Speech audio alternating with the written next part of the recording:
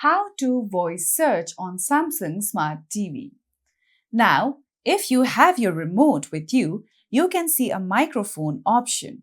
All you would have to do is long press on it while you speak.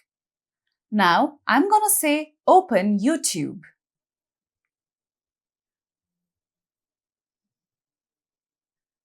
And with that specific app will be opened according to your command.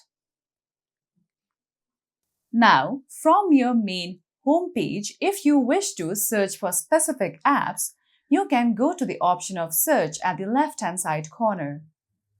From here, just go to the search bar on top and you can again press on the microphone icon on your remote and then say the name of the app you wish to search.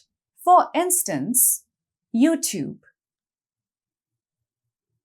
With that, you will be able to search for specific apps using your voice command.